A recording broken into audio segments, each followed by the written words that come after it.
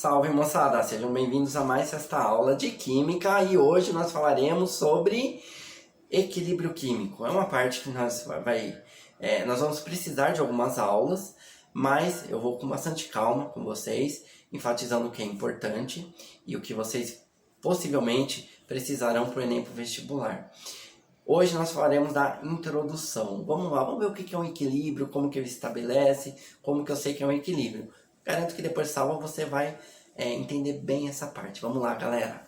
Olá, moçada. Sejam bem-vindos à aula de equilíbrio químico. Hoje nós começaremos a estudar o que é um equilíbrio, exemplos do dia a dia. Depois vou dar uma parte complementar, onde eu vou ensinar a fazer os cálculos das concentrações dos reagentes e produtos em um equilíbrio químico. Mas vamos lá, moçada. O que é um equilíbrio químico? Equilíbrio químico, gente, basicamente é uma reação onde ocorre uma proporção, se estabelece uma proporção entre reagentes e produtos. As reações, de modo geral, elas não estabelecem proporção entre reagente e produto, porque, de modo geral, as reações são irreversíveis, algumas delas, ou a maioria delas. Quando uma reação é irreversível, ou seja, ela só pode ir no sentido direto, reagente formando produto, e não ao contrário. Então, ela não forma um equilíbrio químico. Mas, para que ocorra um equilíbrio químico, antes de mais nada, eu preciso ter uma reação que seja reversível. Então, gente, vamos lá. Primeiro, vamos pensar o que é uma reação reversível. Reação reversível é aquela em que eu tenho reagente formando produto, que é o que a gente está acostumado, mas essa reação pode se processar no sentido contrário também, ou seja, produto voltar a ser reagente, de forma que vai estabelecer uma proporção entre reagentes e produtos. Cozinhar um alimento é um equilíbrio químico? Não, porque não é reversível. Você não consegue pegar, por exemplo, uma batata cozida e fazer ela voltar a ficar crua. Queimar papel é um equilíbrio químico? Também não, porque não dá para pegar as cinzas e os produtos gasosos e fazer eles voltarem a ser o produto inicial. Vamos imaginar um papel. E as mudanças de estado físico representam um equilíbrio? Sim, porque aqui sim eu consigo fazer a volta, né? Então, se eu pego, por exemplo, uma substância sólida e faço ela ficar líquida, eu consigo pegar o líquido e fazer ele voltar a ser sólido. Então, gente, para que haja um equilíbrio químico, a reação química tem que ser reversível e eu represento ela por essas duas setinhas. Toda reação reversível será representada por essas duas setinhas. Uma indo para frente, para a direita, e outra voltando, mostrando que a reação pode se processar nos dois sentidos. Eu vou ter uma velocidade da reação direta, ou seja, reagente virando produto, e eu vou ter uma velocidade da reação inversa, ou seja, produto virando reagente. No equilíbrio, a velocidade do processo direto e inverso são iguais. E uma vez estabelecido o equilíbrio, as concentrações de reagente e produtos não mudam. Elas permanecem constantes e não são necessariamente iguais, embora isso possa sim ocorrer. Importante que equilíbrios são sempre dinâmicos, ou seja, mesmo quando as quantidades de reagente e produtos não mudam, está ocorrendo reação química. O reagente está se transformando em produto e o produto está se transformando em reagente, mas as velocidades são iguais.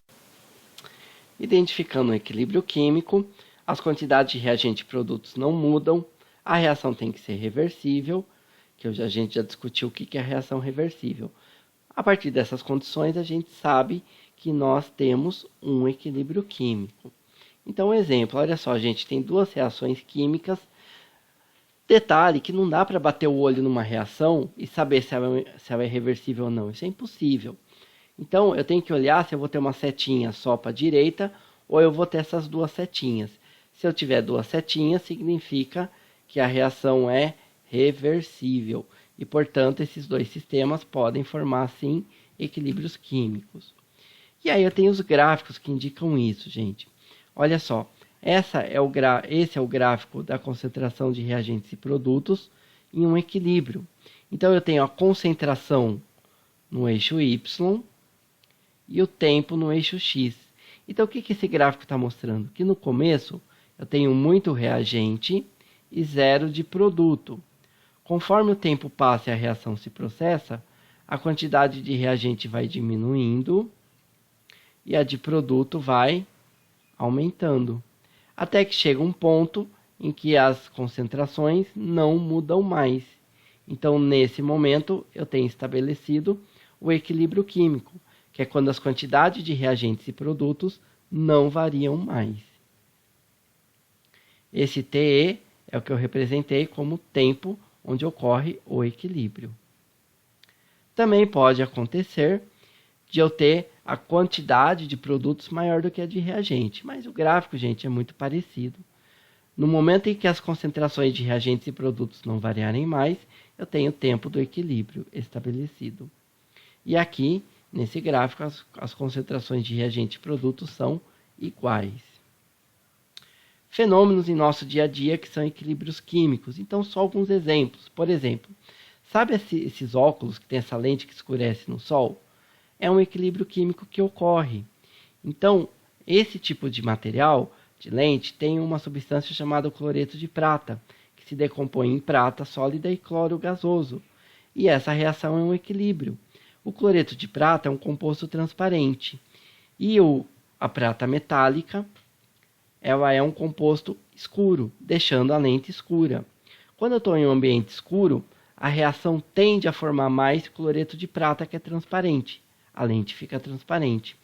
Quando eu estou no ambiente claro, o composto que tende a ser formado é a prata metálica, que é um composto escuro, escurecendo a lente. Todo equilíbrio vai ter um número que rege esse equilíbrio. Esse número é chamado de constante de equilíbrio. Então, esse número definirá a proporção entre reagentes e produtos. E é importante saber que a constante de equilíbrio se modifica com a temperatura. Ou seja, um equilíbrio ele se altera com a temperatura. Nós chamamos essa variação, vamos supor que eu provoque uma variação de temperatura. Essa variação eu chamo de perturbação. Então, uma perturbação é modificar algum parâmetro do equilíbrio que faz com que o sistema tenda a alcançar uma nova situação de equilíbrio.